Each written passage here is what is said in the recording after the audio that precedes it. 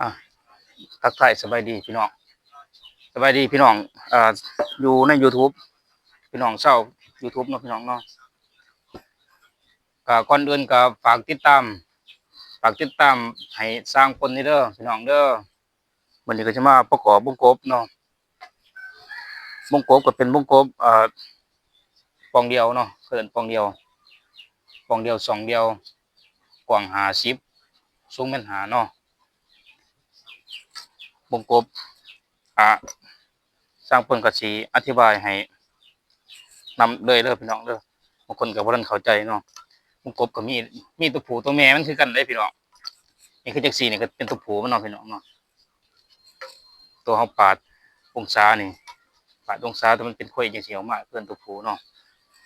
ตัวยาวจังซี่มันก็จะเป็นตัวแม่ตัวเป็นหูจังซี่ตัวเฮาซิวมันจะเป็นตัวแม่คือเนาะก็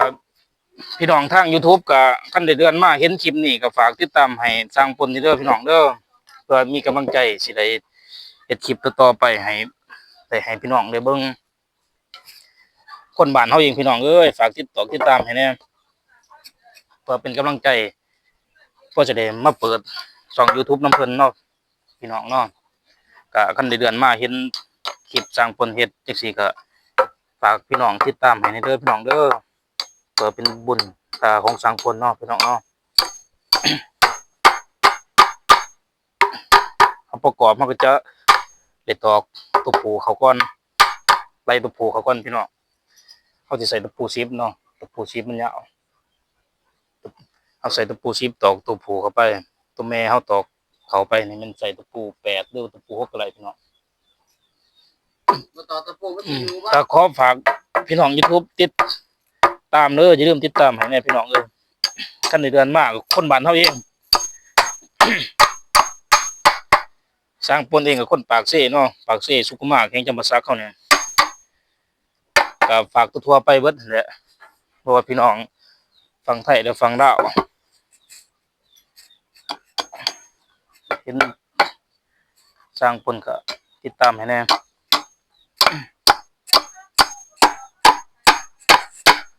เพราะว่าสร้างปนก็มีแต่แลประกอบให้เบิ่งคันว่าได้ผู้ติดตามแล้วได้เปิดช่องแล้วก็สร้างปนก็อนาคตแผนการข้างหน้าก็สิเฮ็ดคลิปวิธีการสอนลง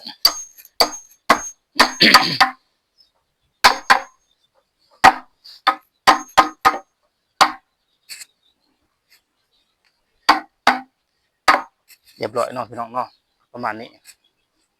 ปองเดียวเพิ่นเดินเป็นปองเดียวตัวนี้ปองเดียวเนาะ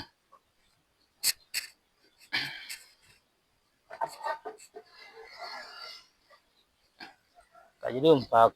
ติดตามให้สร้างผลเด้อพี่น้องเด้อ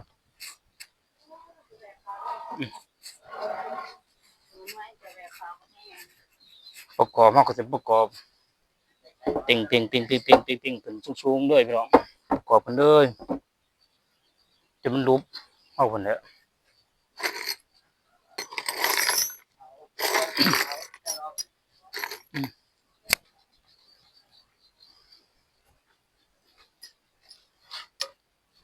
เพราะว่าสร้างผลเองก็บ่ฮู้ว่าสิเฮ็ดคลิปแนวใดก็มีแต่เฮ็ดระบบเบียกให้พี่น้องได้เบิ่งก่อนเนาะคันว่าคือสร้างผลว่าอนาคตข้างหน้าคันมีคนติดตามหลายได้เปิดช่องเปิดหยังก็สิหาวิธีเฮ็ดเป็นคลิปสอนให้พี่น้องได้เบิ่ง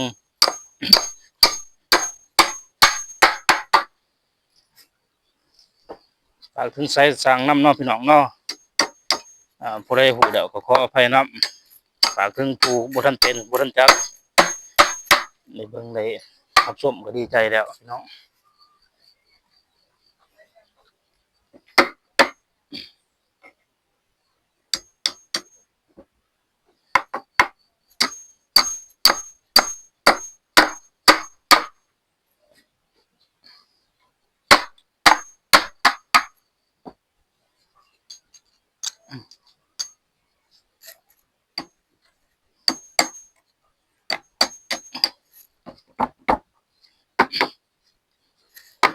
สร้างผลเฮ็ดคลิปลงก็โอ้ยพี่น้องเอ้ย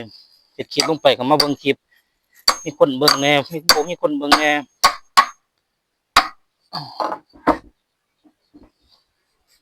นี่สิประมาณนี้เนาะพี่น้องเนาะประกอบกันเรื่อยๆเรื่อยๆเรื่อยๆพี่น้องเอ้ยก็ทักทายสบายดีแล้วพี่น้องเด้อขอบใจพี่น้องทาง YouTube ก็อย่าลืมฝากติดตามช่างพลให้แน่คันเดือนมาเห็นคลิปนี้เด้อพี่น้องเด้อ